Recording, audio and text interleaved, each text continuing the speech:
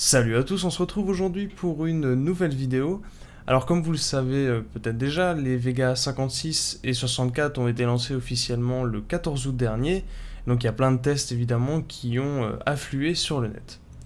Je vous avais déjà parlé d'une fuite de benchmark qui annonçait la Vega 56 au-dessus du 1070. On va donc voir si ça s'est confirmé et comment s'en sort la Vega 64 face à la 1080.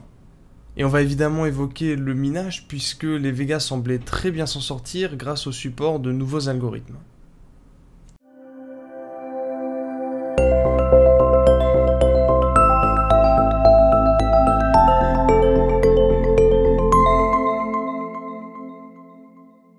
Et on va commencer tout d'abord avec les performances et principalement celles en jeu puisque c'est ce qui nous intéresse. Je vous mettrai évidemment les liens des tests complets si vous voulez en savoir plus dans la description. Si on regarde les indices de performance en 1440p de hardware.fr, on peut voir que la Vega 56 et la Vega 64 passent devant leurs concurrentes de chez Nvidia. Par contre, chose très importante à noter, on est ici sur des tests réalisés avec DirectX 12 ou Vulkan. Et en fait, si on regarde les mêmes résultats, les mêmes indices de performance sur des jeux DirectX 11 ou OpenGL, on voit les cartes d'Nvidia qui repassent devant. Du côté de chez Linus Tech Tips, j'ai pioché deux jeux. Il y avait Rise of the Tomb Raider qui tournait avec DirectX 11 et Deus Ex qui tournait avec DirectX 12. Et là, on voit beaucoup mieux cet écart que l'on voyait aussi sur les indices de perf de chez hardware.fr entre DirectX 11 et DirectX 12.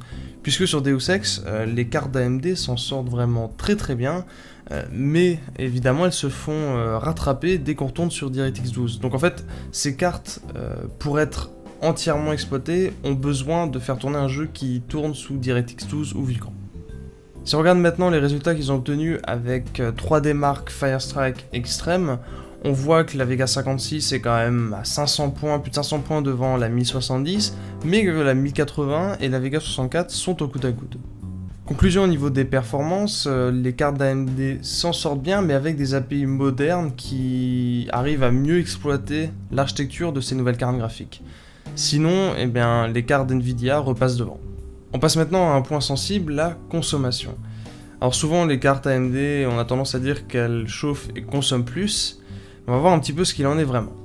Si on regarde un petit peu les mesures de Linus Tech Tips qui ont été faites sur un système complet, on voit que le système avec une Vega 56 consomme plus 52 watts par rapport à un système avec une 1070 et que la Vega 64 est à plus 83 watts par rapport à un système avec une 1080. Donc c'est pas exceptionnel sur ce point, même si la Vega 56 s'en sort un peu mieux.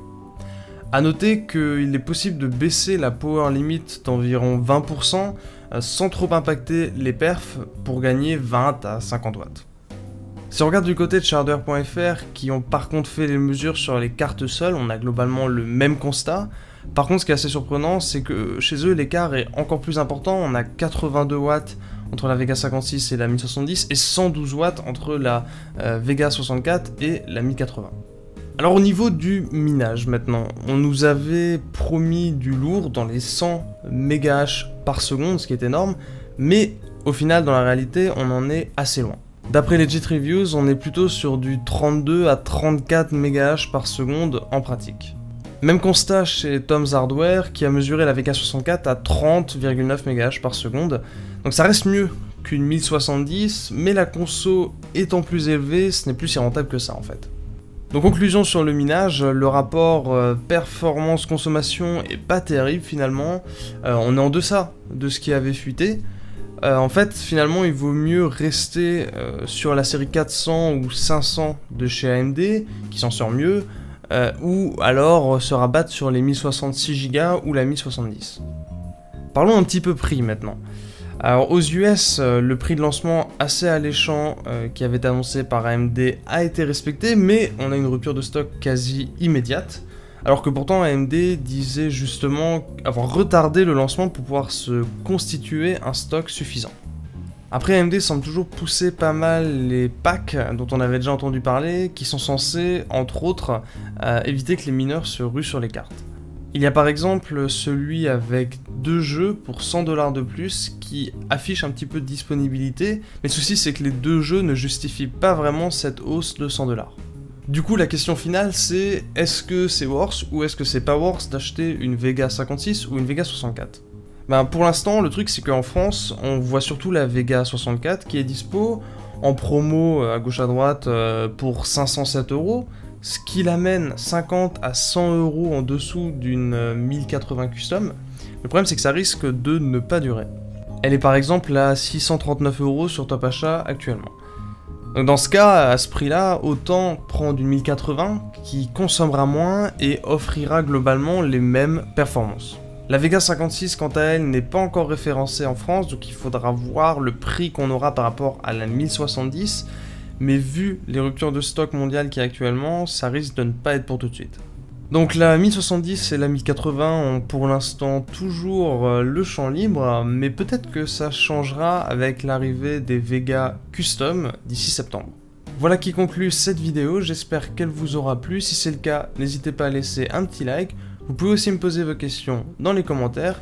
Et si vous voulez faire partie de la team notif pour être informé des prochaines vidéos, n'hésitez pas à activer la cloche et on se retrouve très bientôt.